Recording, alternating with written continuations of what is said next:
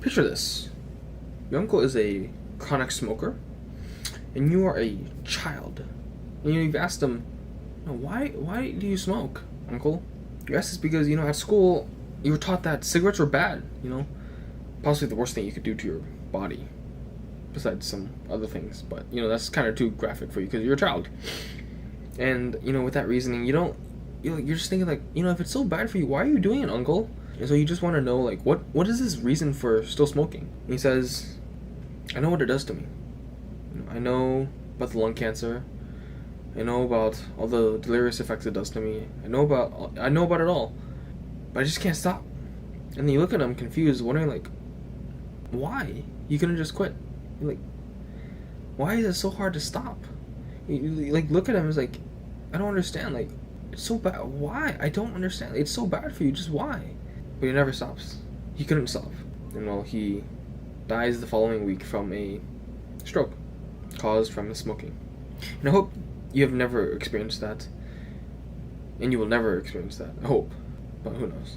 But regardless, in this video, I'm going to tell you about something I've learned to help you quit things. The first thing I want to really take a look at is why we do certain things. Like, why do we do the things that we do? Why do I do things that I do? Why do you do things that you do? It comes from either gaining something or escaping something. Gaining could be some form of pleasure.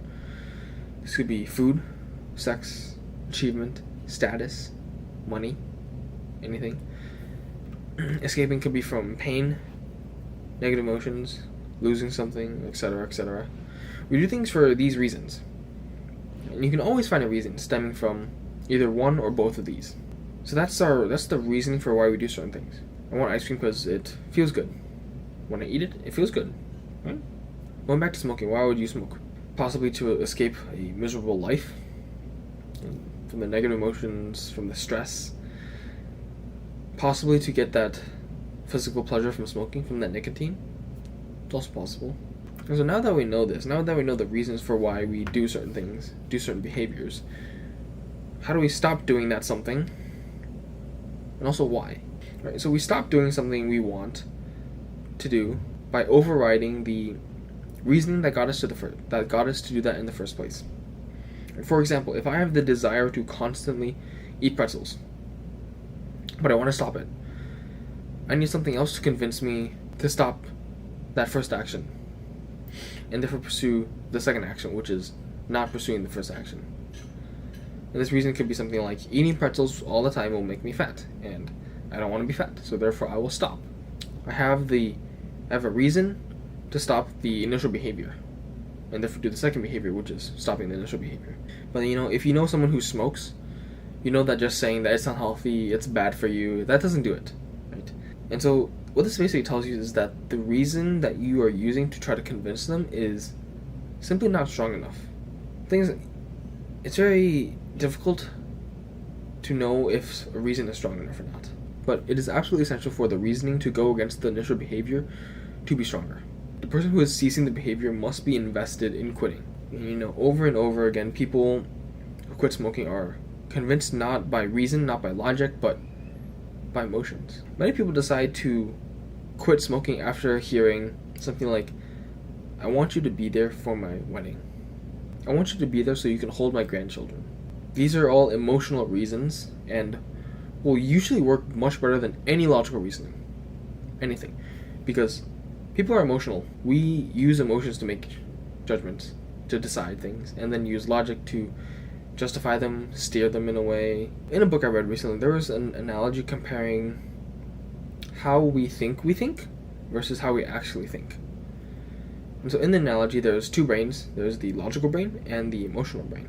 So how we think is that the logical brain is at the steering wheel in a car, and then the emotional brain is sort of in the passenger seat trying to guide the logical brain.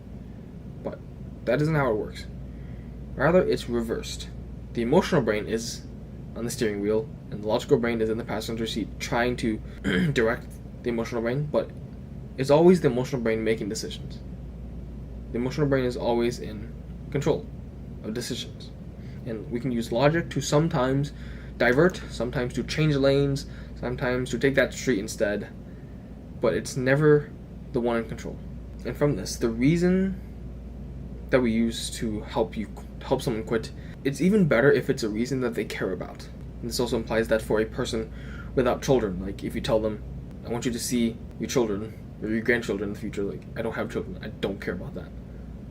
It's like, oh, well, okay then. That doesn't work. So it has to be sort of relevant. For like a smoker who is very health conscious, which is sort of ironic, but let's give him the benefit of the doubt, and let's say he didn't know the deleterious effects of smoking, and then you tell him, right? You tell him this is what smoking is doing to your lungs. This is what's doing to your general health. Well, if he's a person invested in his health, then he will listen. He will listen, man, because he cares about his health. You can really say that everyone cares about their health. You ask anyone, like, do you care about your health? And everyone's like, yeah, of course I do. But in truth, not really. Not many people really care. You always look at people's actions. Always look at their actions. If you look at someone who says, of course I care about my health so much, and you look at their actions, what they do, how they sleep, how much they drink, how much they eat. He sleeps 4 hours a night, he drinks copious amounts of alcohol, he eats fast food every single day, and he still says he cares about his health. Doubtful. Very doubtful. But I digress. Tying this all together, I've been speaking a lot about someone else trying to stop. But what about yourself? How do you stop yourself from doing something? Well, first, really think about why you want to do it. Right? Is it for pleasure? To escape something? What is your why? Why do you want to do that? This is very important if you want to stop, because this is what you're giving up to stop. Right? Like, if this is sort of like a coping strategy of yours, you're giving this up. And you're probably likely going to need another coping strategy. And so knowing this is very important if you really want to quit. And on the same note, replacing this activity with something else for that why, for that purpose, will be extremely helpful. And second, if you've already tried to stop and you failed, think back to what you used as the reasoning to stop. What reason did you give to yourself? What was your why to stop doing this? Were they just generic, I shouldn't do this because it's bad, because it's unhealthy, because it's bad for me? I hope you can already see that that does not work whatsoever.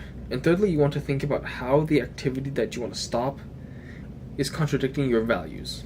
And so from this, you can craft your personal reason as to why you should stop and why you need to stop. For example, I quit video games, my reasoning being that it would take too much time in my life, which I want to use for other things. In addition, it added nothing to my life besides cheap pleasure, nothing real in a sense. I loved progressing in video games. I loved it. It was great, but it wasn't real. It was virtual, and it was a distraction to improvement in the real life. I found that real life was a video game in a sense, where I could improve certain things. I could level up certain things about myself. And that sort of became a replacement for video games now. Instead of playing video games on my laptop, on my phone, I'll be playing real life with myself as the avatar, with my skills as the literal skills that I have access to. And that was much better than playing any video game, because I can see everything.